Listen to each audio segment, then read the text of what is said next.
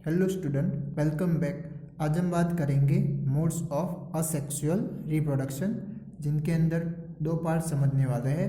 एक है fission and second है फ्रेगमेंटेशन। इसके पहले हमने इंट्रोडक्टिव पार्ट समझ लिया था, जिसके अंदर रिप्रोडक्शन क्या होता है, यानी कि उसका मीनिंग क्या होता है एंड उसके टाइप्स कौन से थे। तो उसमें रिप्रोडक्शन यानी कि जो भी लिविंग ऑर्गेनिज्म है वह अपने जैसे नए इंडिविजुअल प्रोड्यूस करेगा, तो उसे क्या बोला जाएगा, रिप्रोडक्शन। और उसके टाइप्स थे, दो टाइप्स थे। कौन से तो सेक्सुअल एंड असेक्सुअल। तो सेक्सुअल यानी कि ऐसी रिप्रोडक्शन प्रोसेस जिनके अंदर टू पेरेंट्स जरूरी होते हैं नए इंडिविजुअल प्रोड्यूस करने के लिए। ओके, और उसमें एक हो जाएगा मेल और एक हो जाएगा फीमेल। इसके साथ साथ दूसरा कि इसके अंदर गैमेट्स भी प्रोड्यूस होते हैं। गैमेट्स यानी कि रिप्रोडक्टिव सेल, ठीक है। और असेक्सुअल के अंदर ओनली सिंगल पेरेंट के थ्रू ही नया इंडिविजुअल प्रोड्यूस होता है, ठीक है। और उसके अंदर कोई भी गैमेट फॉर्मेशन होती नहीं है। ओके, तो अब असेक्सुअल रिप्रोडक्शन में हम फर्स्ट बात करते हैं फिजन। तो फिजन में जो यूनिसेलुलर ऑर्गेनिज्म होते हैं, कौन से यूनिसेलुलर ऑर्गेनिज्म, वह अपनी सेल डिवीजन प्रोसेस से अपने बॉडी का क्या कर देते हैं, स्प्लिट कर देते हैं या फिर डिवाइड कर देते हैं। और जो भी पार्ट स्प्लिट हुआ है वह एक अलग से नया इंडिविजुअल की तरह रिएक्ट करने लगता है। तो इस तरह की जो रिप्रोडक्शन प्रोसेस है उसे क्या बोला जाता है, फिजन बोला जाता है। तो क्या होगा कि फॉर यूनिसेलुलर या फिर यूनिसेलुलर ऑर्गेनिज्म, जो यूनिसेलुलर ऑर्गेनिज्म है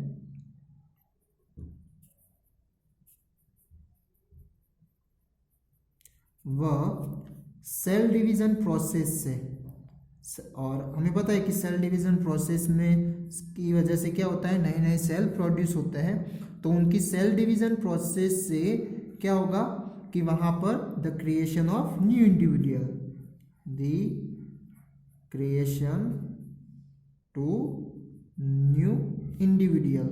ओके, यानी कि वो जो भी यूनिसेलुलर ऑर्गेनिज्म है वह एक टाइम, यानी कि वह जो मैच्योर बन जाता है तो उसके बाद अपनी सेल डिवीजन प्रोसेस से नए इंडिविजुअल डेवलप करना या फिर प्रोड्यूस करने का स्टार्ट कर देता है, यानी कि रिप्रोडक्शन की प्रोसेस वह स्टार्ट कर देता है, ठीक है। जिनकी वजह से उनकी बॉडी से जो स्प्लिट हुआ पार्ट है वह नया इंडिविजुअल की तरह रिएक्ट करता है।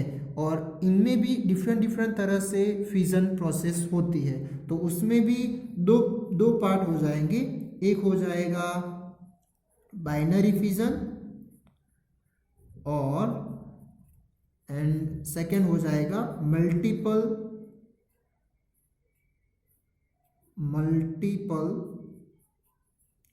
फिजन, ठीक है। अब ये बाइनरी फिजन यानी बाई का मतलब होगा टू। बाइनरी फिजन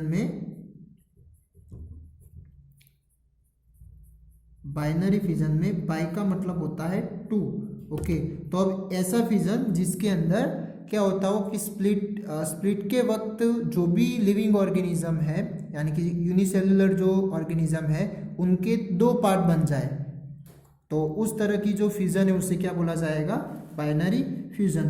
तो जो भी पेरेंट सेल है या फिर पेरेंट ऑर्गेनिज्म, वह क्या करेगा, split into two equal parts during cell division, ठीक है।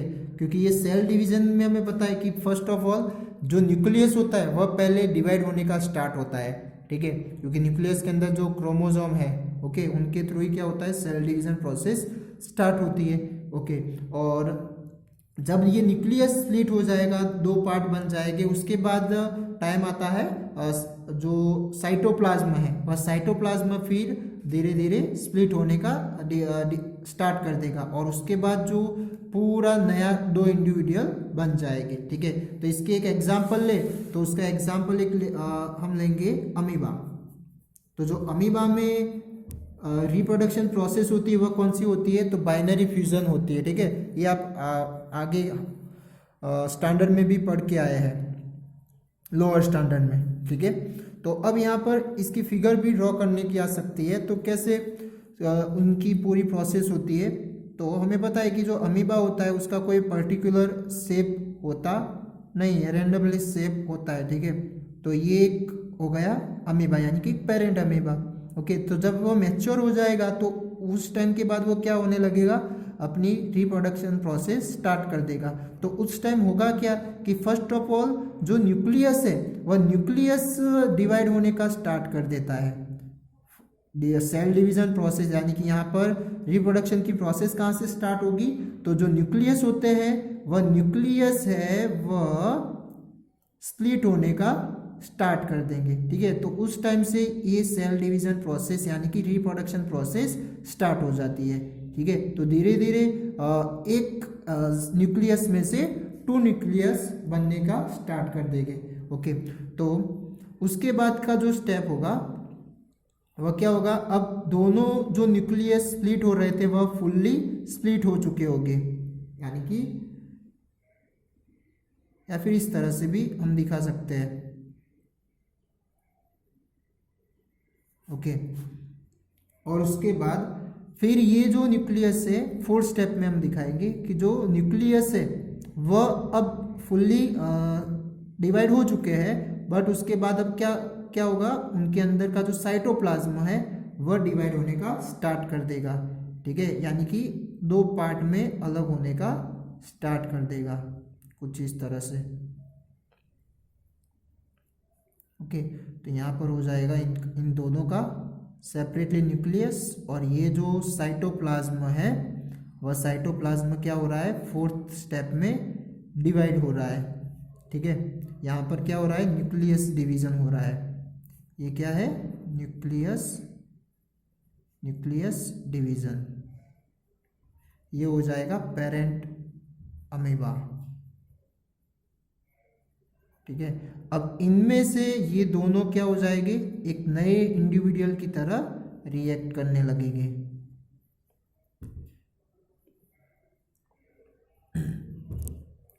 तो ये हो गए डॉटर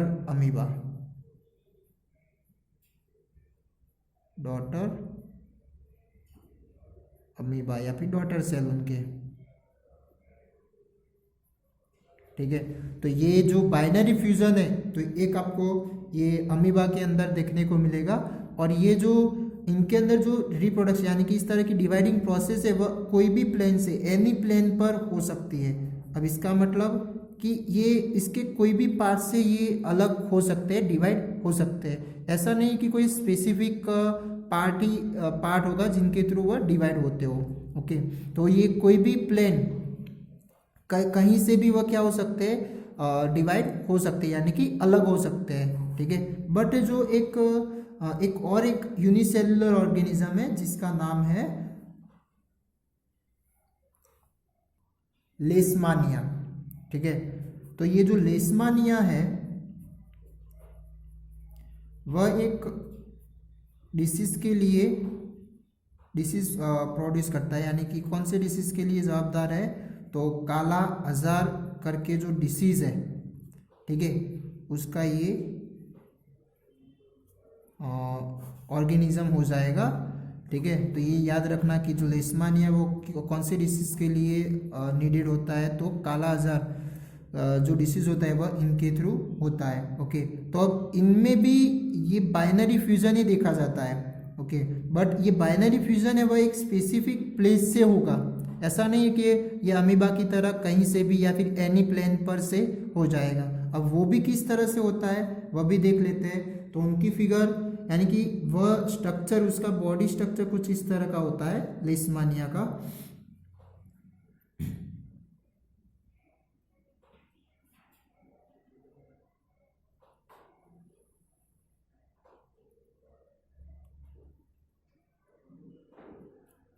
कुछ इस तरह की उसकी स्ट्रक्चरिंग होती है। ये इसका न्यूक्लियस हो जाएगा, ये साइटोप्लाज्म, और उसके ऊपर एक हेयर लाइक स्ट्रक्चर भी होता है इस तरह का बड़ा सा, जिसे वाइप लाइक स्ट्रक्चर भी बोला जाता है। क्या बोला जाएगा, इस तरह का जो वाइप लाइक स्ट्रक्चर भी होता है, वाइप लाइक स्ट्रक्चर, ठीक है। तो अब यहाँ इस तरह का जो ऑर्गेनिज्म यानी कि लेशमानिया में किस तरह से सेल डिवीजन होगा, तो first of all cell division होता है तो उसमें पहले कौन डिवाइड करने का स्टार्ट करेगा, तो न्यूक्लियस। तो उनके अंदर जो न्यूक्लियस है वह डिवाइड होने का स्टार्ट कर देगा।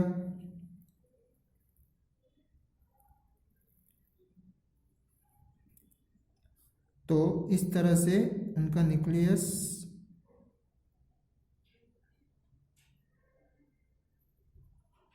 डिवाइड हो रहा है। ओके, और ये वाइप लाइक स्ट्रक्चर हो गया। यहाँ पे एक दूसरा भी वाइप लाइक स्ट्रक्चर प्रोड्यूस होने का स्टार्ट कर देता है।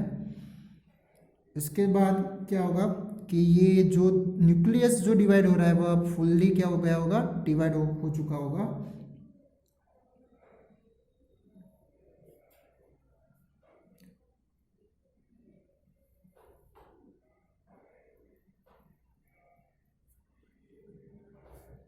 तो इस तरह से आप थर्ड स्टेप में या फिर थर्ड फिगर में न्यूक्लियस डिवाइड करके दिखा देने का। और यहाँ पर इसका पाइप लाइक स्ट्रक्चर, ठीक है। अब होगा क्या, तो ये न्यूक्लियस अब थर्ड फिगर में डिवाइड हो चुका है। तो फोर्थ फिगर में क्या होगा कि एक स्पेसिफिक पार्ट से क्या होने लगेगा, अब उसका साइटोप्लाज्म सेपरेट या स्प्लिट होने का स्टार्ट कर देगा। कैसे, तो कुछ इस तरह की इसकी फिगर बनेगी।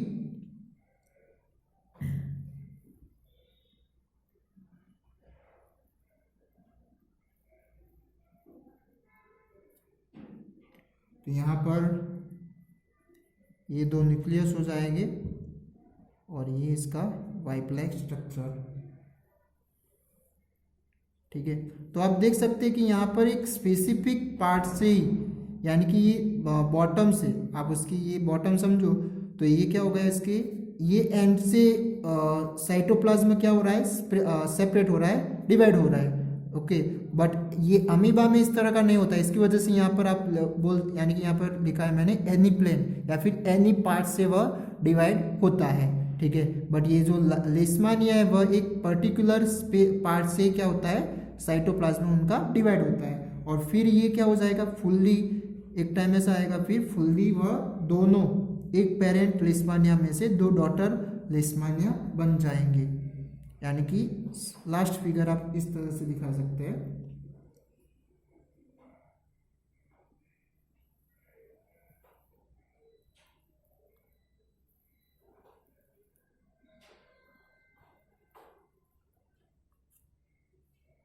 तो यहाँ पर अब हर एक दोनों का अलग से न्यूक्लियस मिल जाएगा और बाद में ये फुल्ली क्या हो जाएंगे,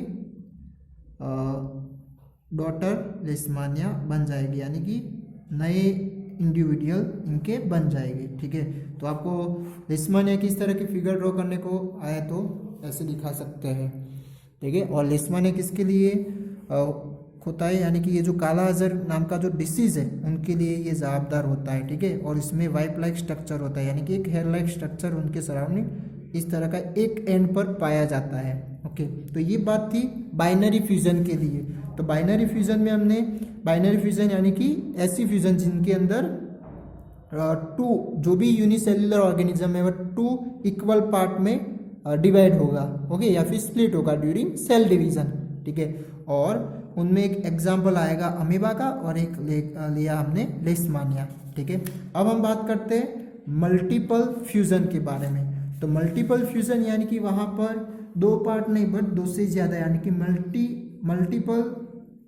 मल्टी नंबर में क्या होगा, वहाँ पर हमें नए इंडिविजुअल देखने को मिलेंगे, ठीक है। तो देखते हैं अब मल्टीपल फ्यूजन। तो मल्टीपल फ्यूजन हमें देखने को मिलेगा प्लाज्मोडियम, जो मलेरियन पैरासाइट, मलेरिया के लिए जो जवाबदार होता है ना, तो उसके अंदर ये मल्टीपल फ्यूजन देखने को मिलता है। यानी कि जो पेरेंट सेल है वह क्या होगा, पेरेंट सेल या फिर पेरेंट ऑर्गेनिज्म डिवाइड इनटू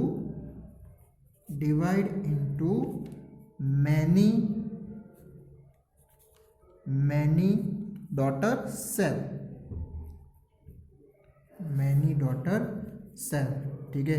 तो यहाँ पर मैनी डॉटर सेल में डिवाइड हो रहा है कौन सी प्रोसेस से, फ्यूजन से, तो इसकी वजह से इसे क्या बोला जाता है, मल्टीपल फ्यूजन। और इसका जो एग्जाम्पल आएगा वह कौन सा होगा, तो वह हो जाएगा प्लाज्मोडियम, प्लाज्मोडियम जो किसके लिए जवाबदार है, तो मलेरियन पैरासाइट है ये, यानी कि मलेरिया के लिए ये जवाबदार है, ठीक है। अब इसकी भी फिगर ड्रॉ करने को आए तो आप कुछ इस तरह से भी इस तरह से कर सकते हैं।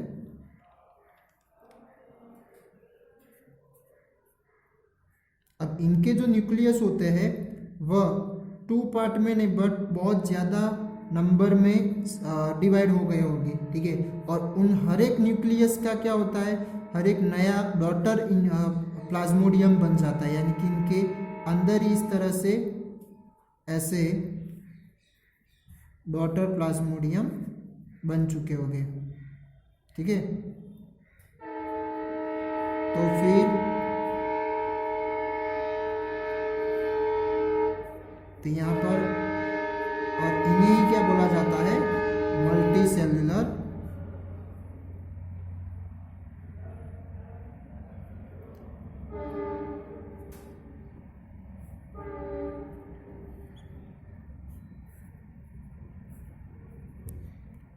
और एक टाइम ऐसा आएगा कि ये क्या हो जाएगा, भ्रष्ट हो जाएगा, और पूरा जो भी ये नए इंडिविजुअल बने हैं वह फिर एक अलग से ऑर्गेनिज्म की तरह रिएक्ट करने लगेगी, ठीक है। तो ये मल्टी सेल्यूलर फ्यूजन किसके अंदर देखने को मिलेगा, प्लाज्मोडियम के अंदर, जो वह भी एक यूनिसेल्यूलर ऑर्गेनिज्म ही है, ठीक है। तो कुछ यूनिसेल्यूलर ऑर्गेनिज्म में बाइनरी फ्यूजन देखने को मिलेगा, यानी कि फ्यूजन है वो ज़्यादातर जो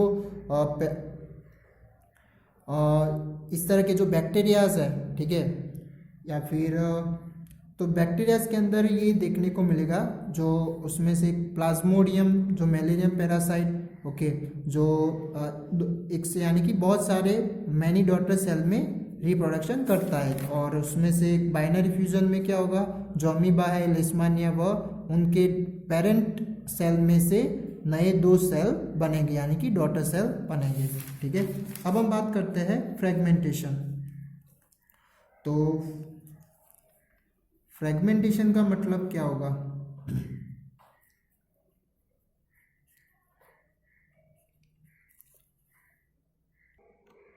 तो आपने एल्गा देखी हुई है, जो कहाँ पर पाई जाती है, स्टेडी वाटर जो होता है ना, जहाँ यानी कि लेक है, पॉन्ड है, या फिर कहीं ज़्यादा मात्रा में कहीं पानी स्टोर हो रहा हो, ठीक है, गंदा पानी वगैरह, तो इस तरह से वहाँ पर आपको एल्गा फॉर्म होती हुई देखने को मिलेगी। तो ये जो एल्गा में रिप्रोडक्शन होता है वह फ्रेगमेंटेशन होता है। बट फ्रेगमेंटेशन होगा क्या, तो जो भी इस तरह के जो मल्टी सेल्यूलर ऑर्गेनिज्म होते हैं वह एक मैच्योरेशन के बाद क्या करते हैं, अपनी बॉडी को छोटे छोटे टुकड़ों में कन्वर्ट कर देते हैं, या फिर अपनी बॉडी के छोटे छोटे टुकड़े पीस बना देते हैं, और वह हर एक पीस एक नए इंडिविजुअल में डेवलप होने का स्टार्ट कर देता है। तो इस तरह की जो रिप्रोडक्शन प्रोसेस है असेक्सुअल, तो उसे क्या बोला जाता है, फ्रेगमेंटेशन बोला जाता है। क्या बोला मैंने कि जो मल्टी सेल्यूलर ऑर्गेनिज्म होते हैं वह अपनी बॉडी को ब्रेकअप करके स्मॉल पीसेस में कन्वर्ट करने लगे, कब, मैच्योरेशन के बाद, ओके।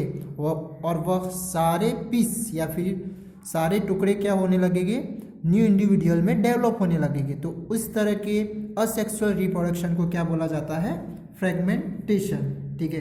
तो ये जो एल्गा होती है उसके अंदर फ्रेगमेंटेशन से रिप्रोडक्शन होता है। तो in multi cellular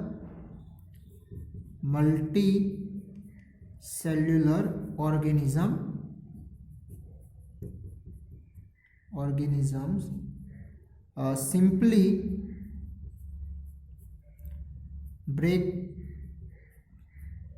breaks up into smaller pieces, ठीक है, अपॉन मैच्योरेशन, यानी कि मैच्योरेशन होने के बाद, ओके। और हर एक पीस, तो ईच पीस, अब ये पीस को क्या बोला जाएगा, दूसरा बोलना हो तो फ्रैगमेंट भी बोला जाता है। ये छोटे छोटे जो पीस बनते हैं ना, उसे दूसरे नाम से बोलना हो तो फ्रैगमेंट्स भी बोला जाता है। ये भी याद रखना, शॉर्ट क्वेश्चन में आ सकता है कि वह फ्रैगमेंटेशन या फिर इस तरह के जो फ्रैगमेंटेशन ऑर्गेनिज्म में छोटे छोटे पार्ट बनते हैं, उसे क्या बोला जाता है, तो फ्रैगमेंट्स बोला जाता है, ओके। और ये सारे फ्रैगमेंट या फिर पीस डेवलप्स होने लगते हैं या फिर ग्रो होने लगते हैं इनटू न्यू इंडिविजुअल, ठीक है। तो इस तरह की जो रिप्रोडक्शन प्रोसेस है उसे क्या बोला जाएगा, फ्रैगमेंटेशन, ओके। तो शॉर्ट में जो भी कुछ स्पेसिफिक मल्टीसेलुलर ऑर्गेनिज्म होते हैं वह अपनी बॉडी के छोटे छोटे टुकड़े कर देते हैं आफ्टर मैच्योरेशन के बाद, तो उससे बोला जाता है फ्रैगमेंटेशन। और इसका एग्जांपल आएगा एल्गा।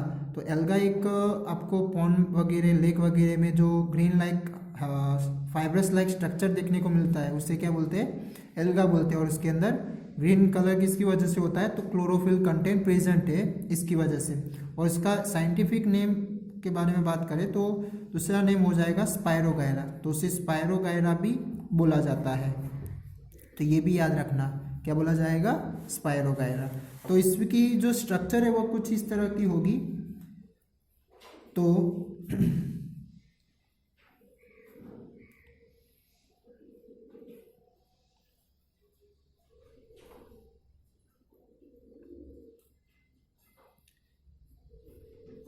ये एल्गा यानी कि स्पायरोगायरा का स्ट्रक्चर हो जाएगा कुछ इस तरह का।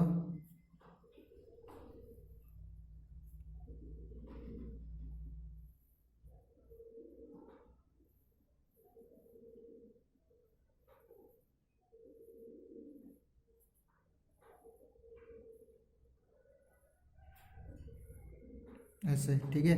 अब इनमें ही क्या हो जाए, इनके पार्ट बन जाए, मान लो कि यहाँ से टुकड़े हो जाए तो वह सारे क्या हो जाएंगे, दो पार्ट में दो पीस बन गए इसके। तो वह हर एक पीस क्या होने लगेगा, न्यू इंडिविजुअल में डेवलप होने लगेगा। और इस तरह के जो दो पीस बनते हैं ना, उसे क्या बोला जाता है, उसे बोला जाएगा फ्रैगमेंट्स।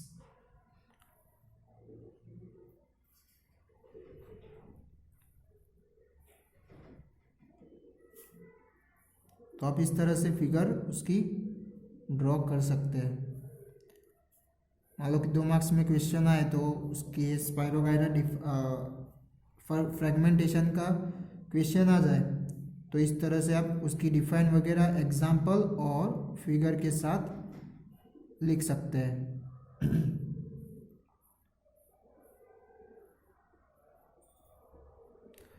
आप थोड़ा अच्छे से ड्रॉ करना।